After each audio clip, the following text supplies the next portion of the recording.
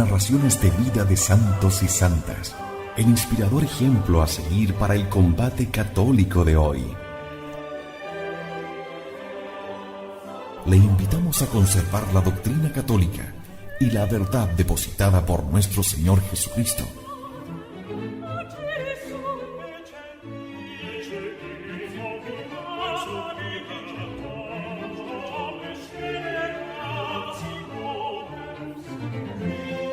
Somos Convicción Radio, auténtico catolicismo, por la gloria de Dios y la salvación de las almas.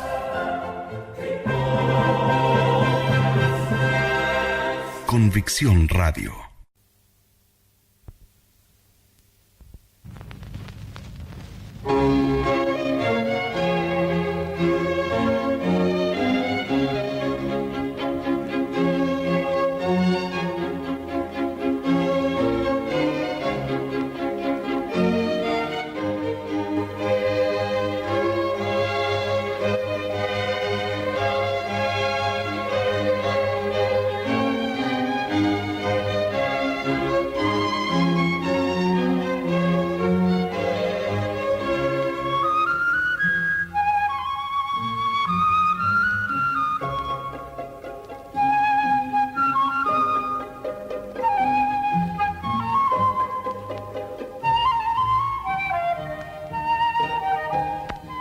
Íñigo se debate entre las seducciones del mundo y los llamamientos suavemente tenaces de la gracia, hasta el instante en que la reina del cielo viene a suplantar a la antigua dama de sus pensamientos.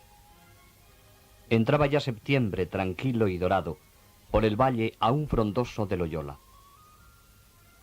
Y ya se le iban olvidando los pensamientos pasados con estos santos deseos que tenía, los cuales se le confirmaron con una visitación de esta manera. Estando una noche despierto, vio claramente una imagen de Nuestra Señora con el Santo Niño Jesús, con cuya vista, por espacio notable, recibió consolación muy excesiva, y quedó con tanto asco de toda la vida pasada, y especialmente de cosas de carne, que le parecía habérsele quitado del alma todas las especies que antes tenía en ella pintadas. Así, desde aquella hora hasta el agosto del 55, que esto se escribe, nunca más tuvo ni un mínimo consenso en cosas de carne, y por este efecto se puede juzgar haber sido la cosa de Dios, aunque él no osaba determinarlo, ni decía más que afirmar lo susodicho. Mas así su hermano, como todos los demás de la casa, fueron conociendo por lo exterior la mudanza que se había hecho en su alma interiormente.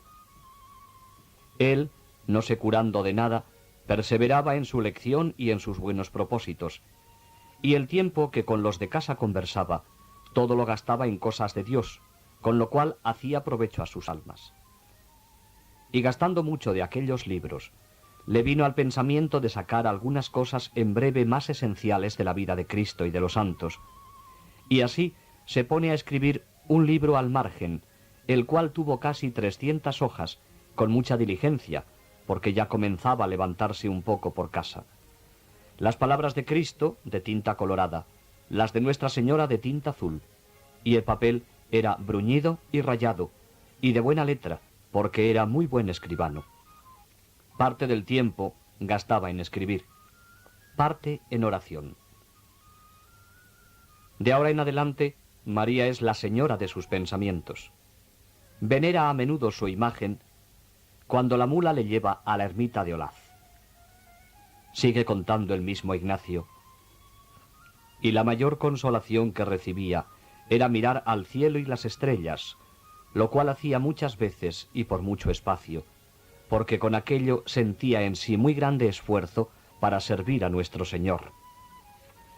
Rivadeneira completa lo anterior de esta manera. Sacaba nuevo contento y nuevos gozos de todas estas ocupaciones, pero de ninguna más que de estar mirando atentamente la hermosura del cielo y de las estrellas, lo cual hacía muy a menudo y muy despacio, porque este aspecto de fuera y la consideración de lo que hay dentro de los cielos y sobre ellos le era grande estímulo e incentivo al menosprecio de todas las cosas transitorias y mudables que están debajo de ellos, y le inflamaba más en el amor de Dios. y fue tanto la costumbre que hizo en esto, que aún le duró después por toda la vida, porque muchos años después, siendo ya viejo, le vi yo estando en alguna azotea o en algún lugar eminente y alto, de donde se descubría nuestro hemisferio y buena parte del cielo, enclavar los ojos en él, y al cabo del rato que había estado como hombre arrobado y suspenso, y que volvía en sí, se enternecía.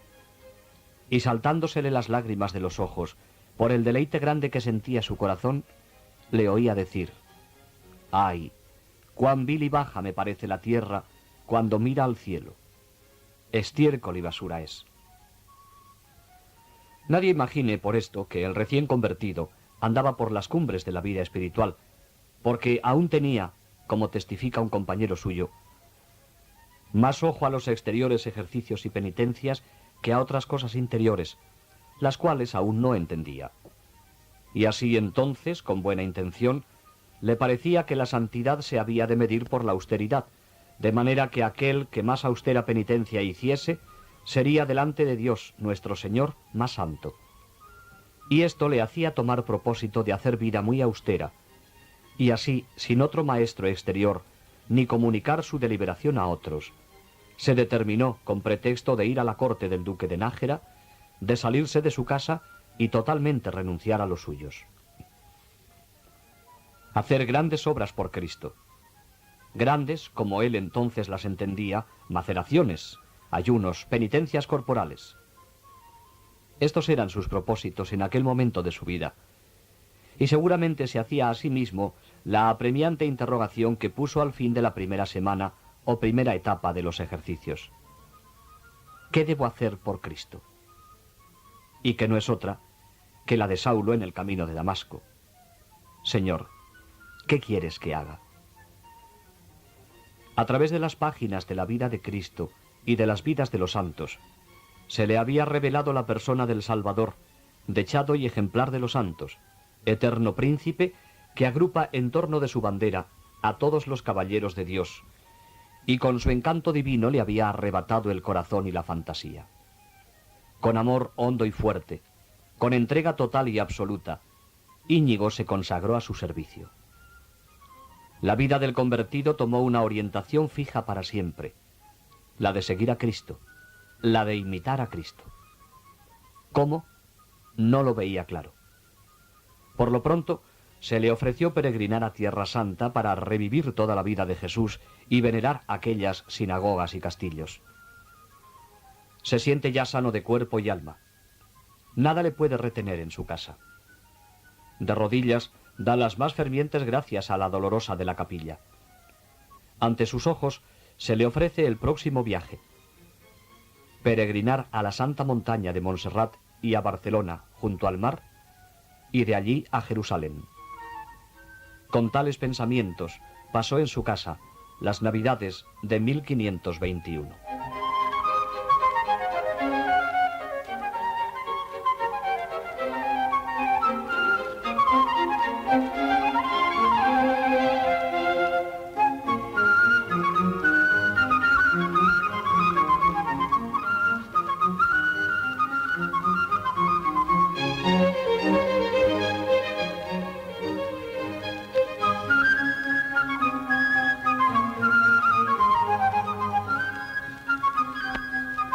Se inicia una nueva época en la vida de Íñigo de Loyola.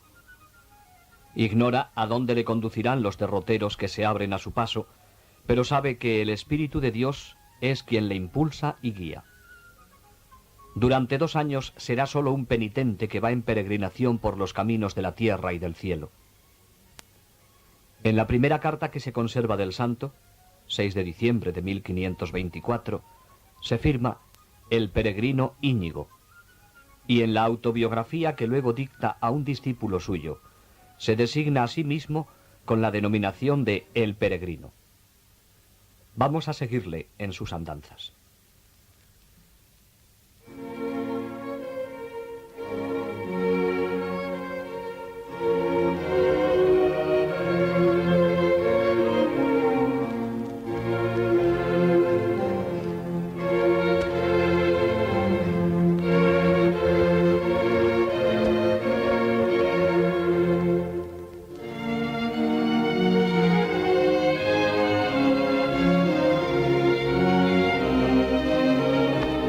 Su hermano, Martín García, que en aquellos meses ha luchado contra Francia, añadiendo nueva gloria a los Loyola, sospecha a su regreso algo de la mudanza sufrida por su hermano y le dice cuántas esperanzas han puesto en él los suyos.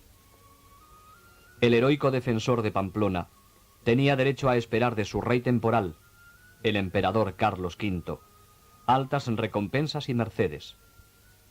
Todo lo menospreció por seguir a su rey eternal. Y echando cuentas qué es lo que haría, después que viniese de Jerusalén para que siempre viviese en penitencia, ofrecíasele meterse en la cartuja de Sevilla, sin decir quién era, para que en menos le tuviesen, y allí nunca comer sino hierbas. Mas cuando otra vez tornaba a pensar en las penitencias que andando por el mundo deseaba hacer, enfriábasele el deseo de la cartuja, temiendo que no pudiese ejercitar el odio que contra sí había concebido. Hallándose ya con algunas fuerzas, le pareció que era tiempo de partirse, y dijo a su hermano: «Señor, el duque de Nájera, como sabéis, ya sabe que estoy bueno. Será bueno que vaya a Navarrete». Estaba entonces allí el duque. Sospechaba el hermano, y algunos de casa, que él quería hacer alguna mutación. El hermano le llevó a una cámara y después a otra, y con muchas admiraciones le empieza a rogar que no se eche a perder, y que mire cuánta esperanza tiene de él la gente, y cuánto puede valer, y otras palabras semejantes, todas a intento de apartarle de buen deseo que tenía. Mas la respuesta fue de manera que, sin apartarse de la verdad, porque de ello tenía ya grande escrúpulo, se escabulló del hermano. Serían los últimos días de febrero de 1522, cuando, tomando dos criados y acompañado de su hermano sacerdote, Pero López, cabalga ricamente vestido hacia Oñate, para seguir luego a Navarrete. El 1 de marzo de aquel mismo año, salía Lutero del castillo de Warburg, en el que había permanecido oculto durante 10 meses, bajo la sombra cómplice del elector de Sajonia. Es sugestivo el paralelo entre el fraile apóstata y el caballero convertido. Ambos súbditos de Carlos V. El uno rebelde y proscrito, el otro herido por defender al emperador. La residencia oculta de Lutero en la soledad de Warburg coincide casi perfectamente con el retiro de Íñigo en su casa torre de Loyola. Período de crisis espiritual para ambos. Lutero siente con fuerza los primeros remordimientos.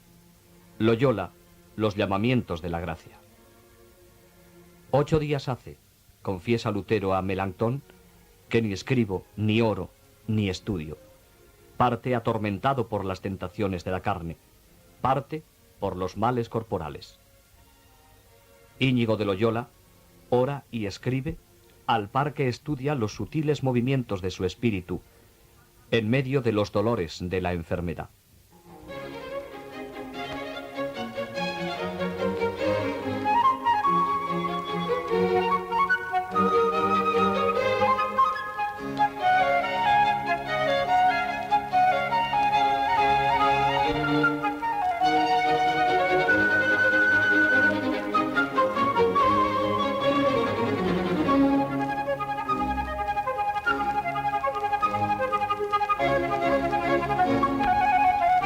Ya de camino, hace un alto en Aránzazu, pasando en oración toda la noche ante Nuestra Señora.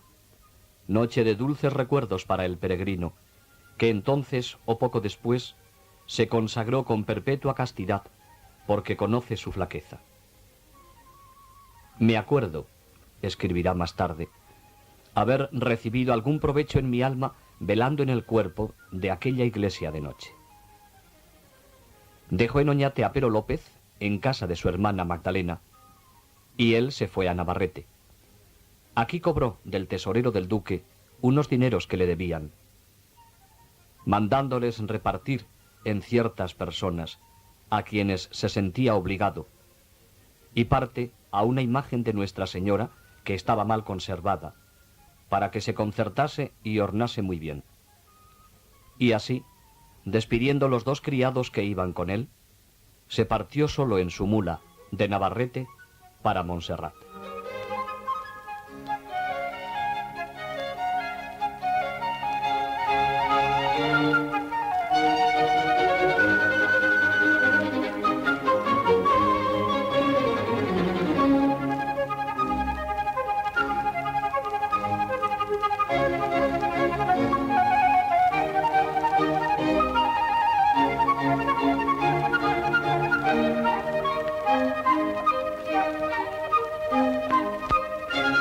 En el Valle del Ebro despunta apacible la primavera. A principios de marzo de 1522, cabalga dichoso por Logroño y Tudela, camino de Cataluña, hacia las aventuras soñadas por Dios. No va con aire de conquistas humanas, pero sí pensando, como solía, en las hazañas que había de hacer por amor de Dios. Viste aún ricas galas, pero sobre su corazón lleva oculto el único tesoro traído de Loyola, una pequeña imagen de la Dolorosa. Hacía oración y se disciplinaba todos los días, movido de los grandes deseos que tenía de servir a Dios en todo lo que conociese ser su voluntad. Y así determinaba de hacer grandes penitencias, no teniendo ya tanto ojo a satisfacer por sus pecados, sino a agradar o placer de Dios. Tenía tanto aborrecimiento a los pecados pasados y el deseo tan grande de cosas grandes por amor de Dios, que sin hacer juicio de sus pecados eran perdonados, todavía en las penitencias que emprendía a hacer no se acordaba mucho de ellos. Y así, cuando se acordaba de hacer alguna penitencia que hicieron los santos, proponía de hacer la misma y aún más. Y en estos pensamientos tenía toda su consolación, no mirando a cosa ninguna interior, ni sabiendo qué cosa era humildad, ni caridad, ni paciencia, ni discreción, para arreglar ni medir estas virtudes, sino toda su intención era hacer de estas obras grandes exteriores, porque así las habían hecho los santos para gloria de Dios. Conocido es el curioso episodio del moro, que juntándosele en el viaje habló contra la integridad virginal de Nuestra Señora. Y conocidas son las vacilaciones y dudas del caballero cristiano si le daría de puñaladas. Al fin, como era corriente en ley de caballería, salió de sus perplejidades, dejando que la mula, con la rienda suelta, escogiese el camino en una encrucijada. La bestia, dejando el camino nacho y llano por donde iba el moro, tiró por la senda más estrecha. Y llegando a un pueblo grande, antes de Montserrat, quiso allí comprar el vestido que determinaba de traer, con el que había de ir a Jerusalén. Y así compró tela, de la que suelen hacer sacos, de una que no es muy tejida y tiene muchas púas, y mandó luego de aquella hacer veste larga hasta los pies, comprando un bordón y una calabacita, y púsolo todo delante el arzón de la mula. Y compró también unas esparteñas, de las cuales no llevó más de una, y esto no por ceremonia, sino porque una pierna llevaba toda ligada con una venda y algo maltratada, tanto que, aunque iba a caballo, cada noche la hallaba hinchada. Este pie le pareció era necesario llevar calzado. Guarda este peso precioso en el arzón de la mula. Ese va a ser su uniforme en la vela nocturna ante la Virgen.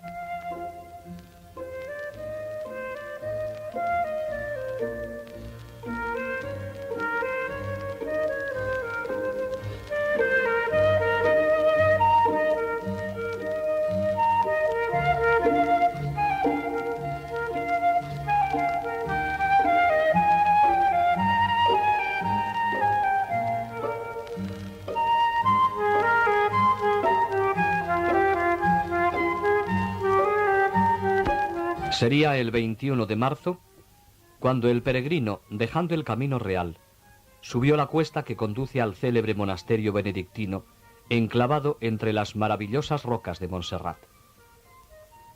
Y como tenía todo el entendimiento lleno de aquellas cosas, Amadís de Gaula y de semejantes libros, veníanle algunas cosas al pensamiento, semejantes a aquellas, y así se determinó velar sus armas toda una noche, sin sentarse ni acostarse, mas a ratos en pie y a ratos de rodillas, delante el altar de Nuestra Señora de Montserrat, a donde tenía determinado dejar sus vestidos y vestirse las armas de Cristo.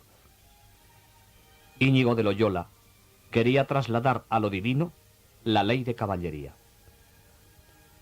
Mandaron los antiguos, escribe Alfonso X el Sabio en las partidas, que el escudero que fuese de noble linaje, un día antes que recibida la caballería, que debe tener vigilia.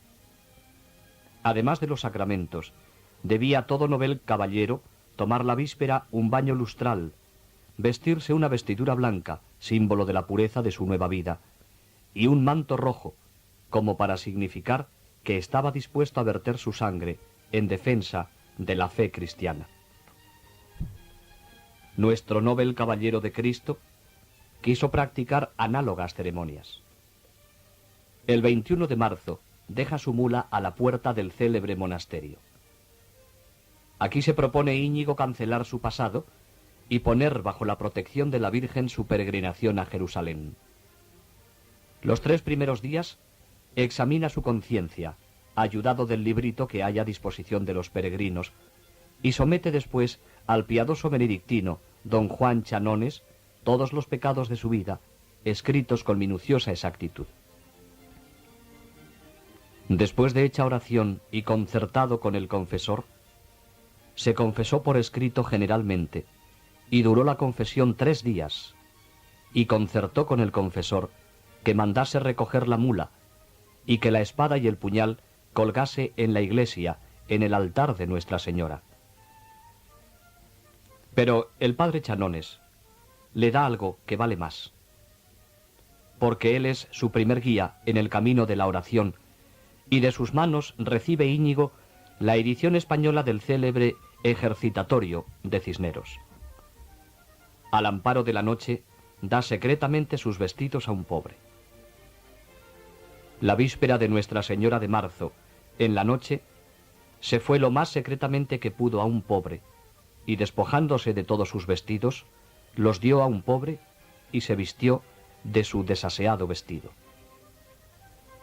La vela nocturna va a empezar. Orgulloso en su humildad, Íñigo se presenta por vez primera en su nuevo hábito a los pies de la moreneta. Nadie le reconoce. De la reja pende ya su fiel espada como un exvoto. Fulge la lámpara de oro e innumerables cirios iluminan la sagrada imagen. Íñigo inmóvil, unas veces de rodillas y otras en pie, hace su vela según el uso de los caballeros andantes. Y se fue a hincar de rodillas delante el altar de Nuestra Señora, y unas veces de esta manera, y otras en pie, con su bordón en la mano, pasó toda la noche. A medianoche, los monjes cantan maitines, y en las ermitas resuena el tañido de las campanas, como antiguamente en Loyola. A las 12 comienza la misa de los peregrinos. Las voces angelicales de los niños cantores entonan el Salve, estrella de la mañana, e Íñigo recibe inflamado de amor el cuerpo del Maestro, a quien para siempre ha de servir. Al rayar el alba, baja al valle. Acaba de armarse caballero de Dios, según el antiguo rito de los caballeros. Sobre su corazón brilla ya la estrella de la mañana. En Manresa brillará definitivamente el sol.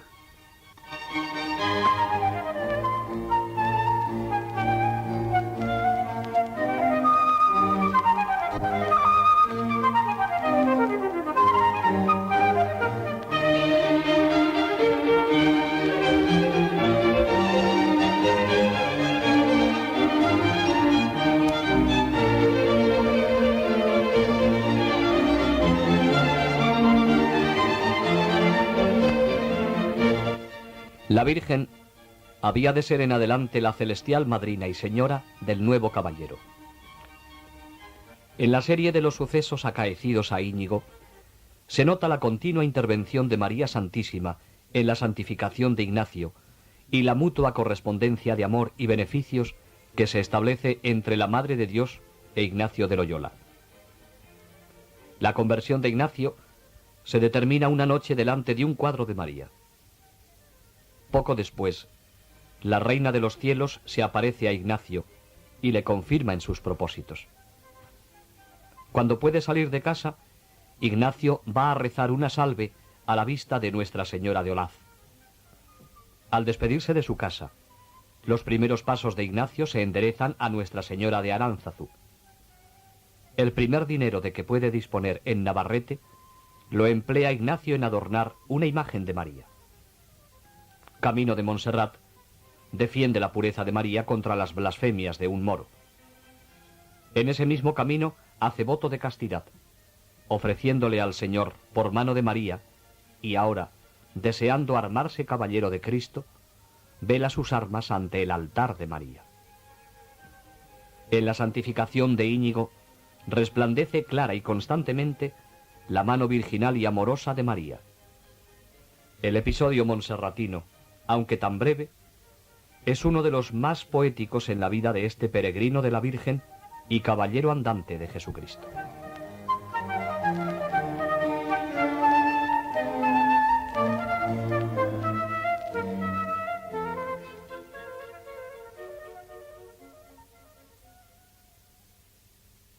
Convicción Radio, siempre por la verdad.